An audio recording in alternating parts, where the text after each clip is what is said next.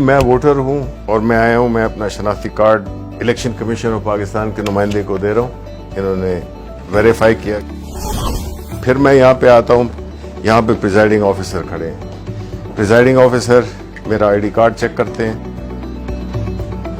اور مجھے کلیئر کرتے ہیں کہ میں اپنا ووٹ ڈال سکتا ہوں. انہوں نے یہاں سے بیلٹ کا پریس کیا اور میں نے اپنی پسند کے کینڈیڈیٹ کو دیکھتے ہوئے, انتخابی نشان بھی ہے اور نام بھی ہے, تو میں اپنا ووٹ دے رہا ہوں جی زبیر جٹ کو.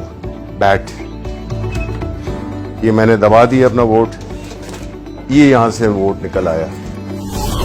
اب یہ میں پرچی لے کر اور اس کو بیلٹ پیپر میں جو الیکشن کمیشن کا وہ اس میں ڈال دیتا ہوں. اب جب ووٹنگ ختم ہو گئی ہے تو سارے پولنگ ایجنٹس کو بلا لیا جائے گا. پریزائڈنگ آفیسر کہیں گے کہ جی ٹائم ووٹنگ کا ختم ہو گیا ہے, کوئی ووٹر موجود نہیں ہے جو پولنگ سٹیشن ہے. سب کی تسلی ہو گئی. آپ اس سیل کو کھولیں گے جو کہ پہلے اس میں سٹارٹ تھا. جب پولنگ سٹارٹ ہوئی تھی تو انہوں نے سٹارٹ کا بٹن دبایا تھا. اب یہ کلوز کا بٹن دبائیں گے. اب پولنگ بالکل بند ہو گئی. اب اگر یہ بھی کرنا چاہیں, سٹارٹ کا بٹن بھی دبانا چاہیں دوبارہ, تو یہ نہیں کر سکتے. اب کنسولیڈیٹڈ ریزلٹس چاہیے. تو پریزائڈنگ آفیسر پھر آپ دبائیں ریزلٹس. یہ ریزلٹس میں اور یہ آپ کی اسی وقت آپ کے پاس پورا جو بھی کینڈیڈیٹس تھے.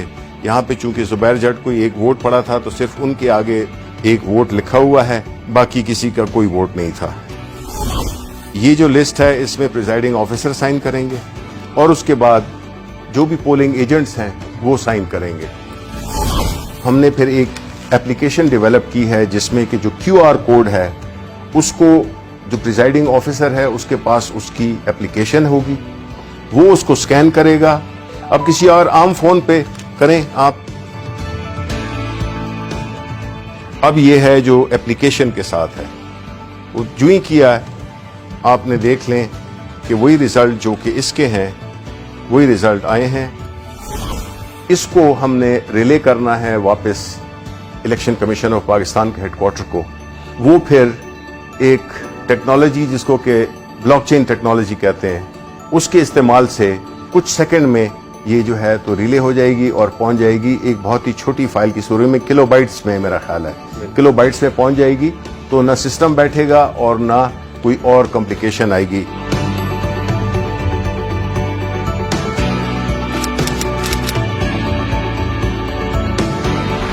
اگر کوئی یہ کوشش بھی کرے کہ وہ اسی طرح کا ووٹ پہلے تو چھپوا نہیں سکتا, لیکن اگر چھپوا بھی لے تو وہ ووٹ اس لیے کاؤنٹ آؤٹ ہوگا کیونکہ ہر ووٹ کے اوپر ایک بار کوڈ ہے.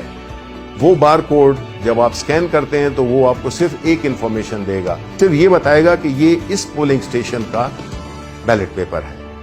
تو ہمیں جب پوسٹ آڈٹ الیکشن کسی کو اعتراض ہو سکتا ہے تو تب بھی یہ انفارمیشن کے ٹائم اور جو پولنگ سٹیشن ہے صرف اس کی انفارمیشن ہوگی جو کہ سب کو دکھائی بھی جا سکتی ہے.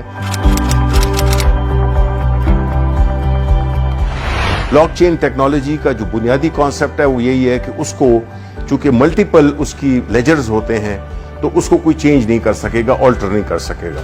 تو اس لیے جو مسئلہ تھا آر ٹی ایس کا جس کی وجہ سے اس کو اس پورے عمل کو ایک بدنامی کا سامنا کرنا پڑا, اس کا حل بھی ہم نے نکال دیا ہے.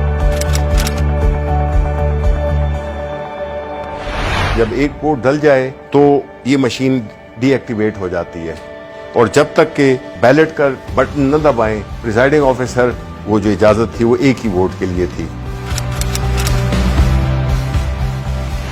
یہ صرف مشین نہیں, یہ پوری ایک سوچ کی تبدیلی ہے, اس نظام کی تبدیلی ہے. لوگ دھونس کے ذریعے, پیسے کے ذریعے اور مختلف غیر قانونی ہتھ کنڈے استعمال کر کے وہ ہارے ہوئے الیکشن کو جیت میں تبدیل کر دیتے تھے اور جیتے ہوئے الیکشن کو ہار میں تبدیل کر دیتے تھے. چونکہ ایک سٹینڈ الون مشین ہے جس میں کہ اس کا نہ کوئی انٹرنیٹ سے تعلق ہے, نہ اس کا کوئی وائی فائی سے تعلق ہے, نہ اس کا کوئی بلوٹوتھ سے ہے, تو یہ بیرونی اثرات سے یہ بالکل مبرہ ہے.